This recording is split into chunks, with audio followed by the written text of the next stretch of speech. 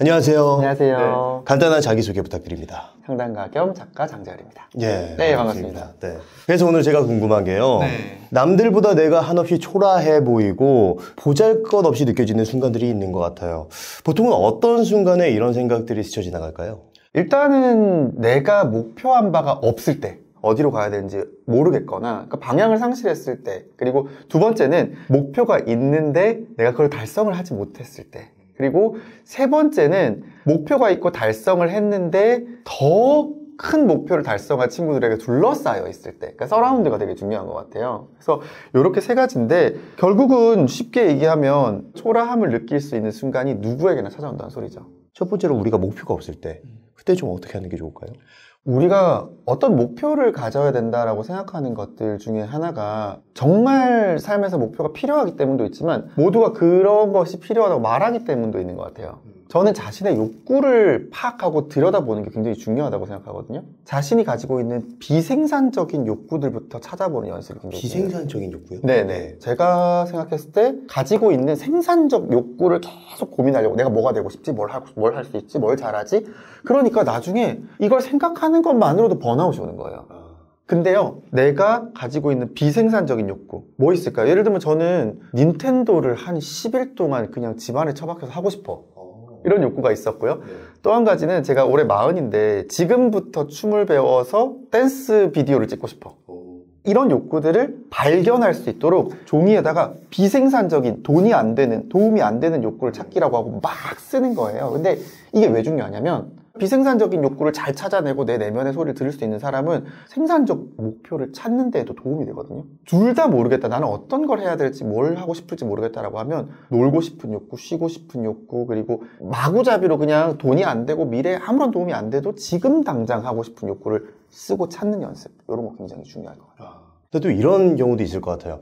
주구장창 게임만 하고 그렇게 1년째 그런 식으로 시간을 보내는 사람? 이런 사람도 계속 게임을 하는 게 맞나요? 그렇진 않죠. 내 욕구를 발견하라는 거지 그 욕구에 빠지라는 건 아니거든요. 이렇게 내가 비생산적인 욕구들을 발견하는 과정에서 내 내면에 귀 기울이는 연습을 하고 그러다 보면 생산적인 욕구가 보인다라는 거고요. 목표가 있는데도 말씀 주신 대로 뭐 게임에 빠져서 게으름에 빠져서 계속 해야 되는데 라고 생각하는 분들도 정말 많아요. 근데 그런 분들을 위해서 제가 중요하게 생각하는 것 중에 하나가 리추얼이라고 생각해요. 여기 책에서도 마이크로 리추얼이라고 맞아요. 이제 책 제목이 되어 있는데 사실 그 리추얼이 뭔지도 궁금하거든요. 제가 10년 동안 약 44,000분 정도를 상담을 했는데 이제 저희 상담소 팀원들과 다 같이 모여서 이런 얘기를 한 거예요. 우리가 상담하는 건 일주일 168시간 중에 1시간이고 이분들이 우리를 만나지 않는 일주일에 167시간은 계속 세상을 원망하거나 우울감에 빠져 있거나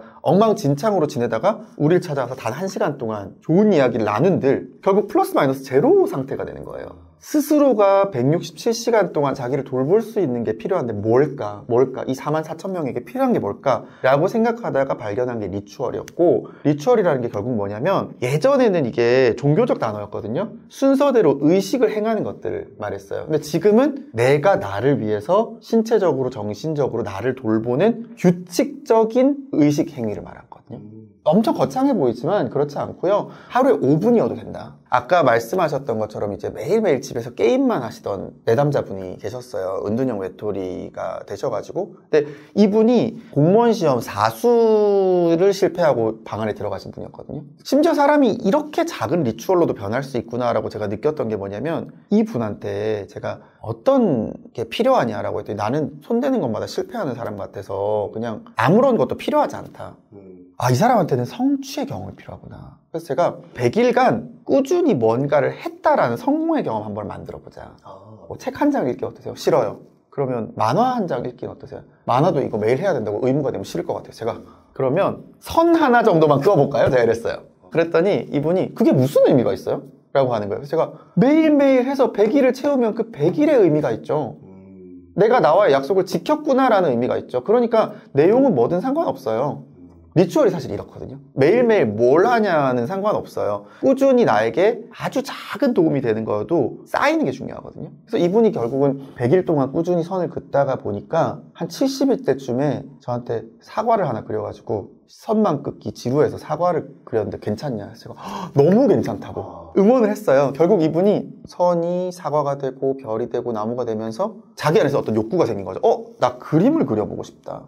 그게 시발점이 돼서 지금 그림을 그리는 사람이 된 거예요. 목표가 있지만 늘어져 있거나 뭔가 자기 자신을 믿지 못하는 분들한테 아주 작은 거라도 좋으니까 리추얼적인 행위들을 매일매일 해봐라. 그러면 내가 목표한 걸 하네? 라는 효능감에서부터 그 다음 변화가 시작되더라고요. 매일매일 100m씩 산책을 하자. 하루에 선 하나씩 그으면서 잠들자. 딱 한 줄씩 책을 읽자. 이런 아주 사소한 것들이 쌓이면서 내 어떤 마음의 효능감들을 만들어주는 거죠. 내가 목표한 걸 하는 사람이구나.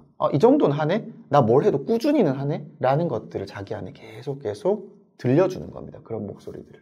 그렇다면 내가 목표도 있고 달성도 했는데 내 주변 환경에 다른 사람들이 많아서 잘 된 사람들이 굉장히 많아서 내가 초라하게 느껴질 때. 저 그래요. 저도 그렇습니다. 그렇죠. 네. 저는 어떨 때 느끼냐면 예를 들면은 강연을 초대받아서 강연에 갔는데 질문을 아무도 안 해요. 내 강의가 좋아서 질문을 안 하는 걸까? 몰라서 질문 안 하는 걸까? 이런 생각을 하다가 뒤에 강연에 오은영 박사님이 왔는데 질문 엄청 많이 해요. 이러면 너무 초라해! 이렇게 돼버리는 거예요. 근데 여기서 중요한 건 결국은 시선을 안으로 들여오는 방법이거든요. 시선을 안으로 들여오지 않고 바깥으로 계속 내보내다 보면 나의 성과 지표에 의해서 나를 바라보게 되니까 성과 지표가 나보다 좋은 사람은 언제든지 있어요. 그래서 저는 어떤 걸 하고 있냐면 요즘에 존재 소개라는 걸 하고 있거든요. 존재 소개요? 존재 소개라는 게요, 자기 소개랑 정반대로 나의 내면적 특성들을 쓰는 거거든요. 그러니까 한국 사회에서 자기 소개는 사실은 굉장히 자기 외부적인 조건들을 소개하는. 맞아요. 그죠? 예를 들면 안녕하세요, 저는 장재열이고요. 이름 40살이고요. 나이 수원 살고요. 주소. 그 다음에 조금 더 나가면 직업 상담가 하고요. 그리고 조금 더 친해지기 시작하면 대학 어디 나왔냐고 막 물어보고 이렇게 돼요. 결국은 자기소개는 사실은 다 외부 환경이에요. 근데 존재 소개는 이런 것들을 다 뺀 내부적인 특성인데, 그냥 제가 이거는 보여드릴게요. 제가 매일매일 아침마다 일어나서 하루에 딱 1, 2분씩 생각을 해요. 일어나서 이렇게 난 어떤 사람이지? 나는 뭐뭐한 사람이다 라는 양식에 맞춰서 그냥 쓰거든요. 그래서 여기 지금 이렇게 보여드리면 매일 한 개씩 써가지고 거의 200개가 넘게 있어요. 그러게요. 엄청 많네요. 제가 독자분들을 위해서 조금 읽어드리자면 그냥 아무거나 써도 됩니다. 그냥 그날 생각나는 것들. 107번, 나는 강아지 뱃살을 만지면 안정감을 느끼는 사람이다. 이런 것도 있고요. 110번, 나는 가을이 없어졌다고 느끼는 사람이다. 날씨의 변화도 있죠. 근데 조금 더 깊은 것들도 쓰는 날이 있어요. 나는 삶의 중요도를 재설정하는 중인 사람이다. 어떤 게 더 중요한지 아마 조금씩 삶에서 바꾸고 있는 시기였던 것 같아요. 이게 작년에 쓴 건데, 그리고 나는 행복을 너무 잘 느끼는 사람을 보면 내가 안 그래서 질투가 나는 사람이다.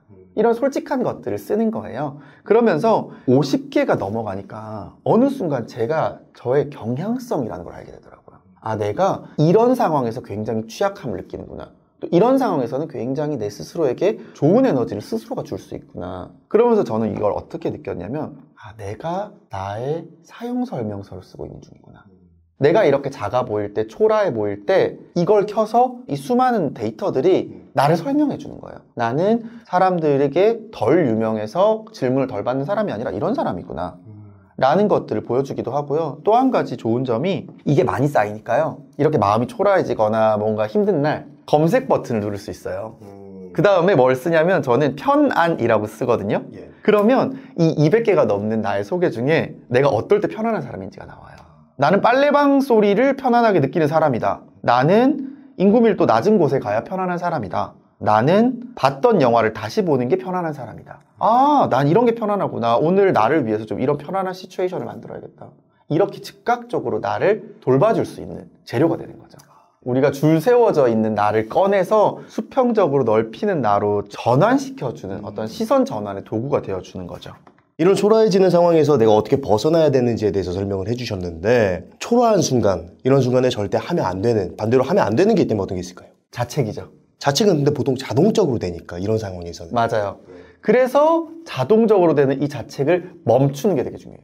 무언가를 하는 리추얼도 있지만 무언가를 멈추는 리추얼도 굉장히 중요하다고 멈추는 생각하거든요. 리추얼도 있군요. 네. 네. 생각이 너무 많아서 매일 집에 가면 생각, 자책, 걱정. 근데 이런 사람한테 멈추세요 라고 하면 어떻게 되나요? 그럼 더 생각하겠죠? 네, 나는 왜 못 멈추지? 그래서 사실 인지행동 치료에서는 외부 자극을 굉장히 중요시 하잖아요. 근데 그 중에서 가장 간편한 게 뭔가 소리더라고요. 그래서 스마트폰 앱으로 저는 내담자분들께 추천을 드리는데요. 이게 마음챙김 벨이라는 그 무료 앱이 있어요. 이 앱을 다운로드 받으면, 참고로 저는 아무 관계가 없습니다, 이 앱과. 근데 받으면 몇 시부터 몇 시까지 울릴지 설정을 할 수 있어요. 이렇게 이제 설정만 딱 해놓고 내 할 일을 하다 보면 이런저런 또 생각이 들잖아요. 나는 왜 이렇게 의지가 약할까? 나는 왜 이렇게 마음먹은 대로 못할까? 그럴 때마다 15분에 한 번씩 교회 종소리, 절 풍경 소리 같은 소리가 땡 하고 울리는 거예요. 그러면 그때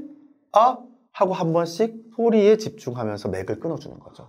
사실 자책감이나 이런 불안감 같은 것들도 내가 나와 끝없이 대화 중인 상태잖아요. 그걸 끊어주는 건 바깥 소리예요. 사실 우리가 이렇게 떠들고 있다가도 옆에서 오토바이가 훅 하고 지나가면 깜짝이야 해놓고 뭔 얘기했었죠?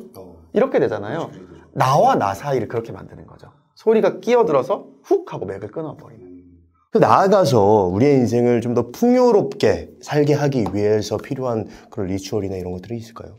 더 나은 내가 되고 싶다? 더 나은 삶을 살고 싶다라고 하면 내 속도로 살아야 된다는 점을 잊지 않으셨으면 좋겠어요. 내 속도로. 자꾸만 사람들이 각자의 속도가 있는 걸 잊어버리게 만들고 더 조급하게 만드는 컨텐츠가 바이럴 되면서 모두 다 지금 내가 살아가는 이 생애 주기에서 해야 될 것들을 다 제쳐놓고 다 원웨이로 몰린 거예요. 제가 한 언론사에서 주최하는 하루 종일 하는 포럼 무대에 초청된 적이 있었어요. 근데 이제 연사로 막 김연아 씨나 막 금난세 지휘자님이 오시는 그런 무대여서 내가 여기를 왜 섭외됐지? 이러고 간 거예요. 근데 하루에 15명 정도의 연사가 아침부터 저녁까지 쭉 15분씩 스피치를 하는 건데 리셉션을 딱 갔는데 이 정도 큰 무대에 올라오는 사람들이면 다 인생에서 전성기일 텐데 제일 어린 연사는 18살이었고 제일 나이 많은 연사는 68세인 거예요. 각자 인생의 전성기가 10대부터 60대까지 다 이렇게 촘촘히 레이어가 있구나. 그 말인 즉슨 60대 때 인생의 전성기인 분도 계시고 저처럼 30대 때 이런 무대에 초대받은 사람도 있고 다 제각각 꽃피우는 시기가 다르다는 거를 우리가 책에도 많이 쓰이고 온갖 카드 뉴스 다 있어서 우리가 다 알지만 계속 잊어버리는 것 같아요. 내가 겨울꽃일 수도 있는 거잖아요. 가을꽃일 수도 있고 그 점을 잊지 않고 내가 겨울꽃일 때 중요한 점은 봄이나 여름에 핀 친구들을 질투하는 게 아니고 매일매일 나에게 주어야 될 만큼의 물과 햇빛을 주면서 내 시기를 기다리는 거. 꾸준히 내가 해야 될 만큼의 일들을 하고 계속 그 시기를 살아나는 거. 그게 중요한 것 같아요. 오늘 울림 있는 말씀 굉장히 많이 해주셨는데 마지막으로 하고 싶으신 말씀 있으시다면 어떤 게 있을까요?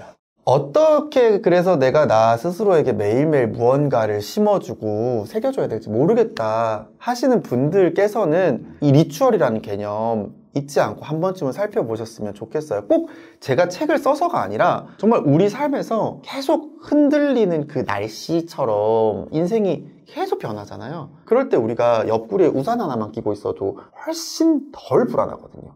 저는 리추얼이 그런 역할을 하는 것 같아요. 제각각으로 계속 시시각각 변하는 감정 소용돌이 속에서 매일 5분씩이라도 내가 글을 쓰건 책을 보건 뭘 하면서 나를 지키는 시간이 있다는 그 안심되는 마음. 그게 저는 옆구리에 낀 우산이라고 생각하고 우리 인생을 긴 호흡으로 갈 수 있는 제일 중요한 페이스메이커가 아닐까 싶습니다. 네.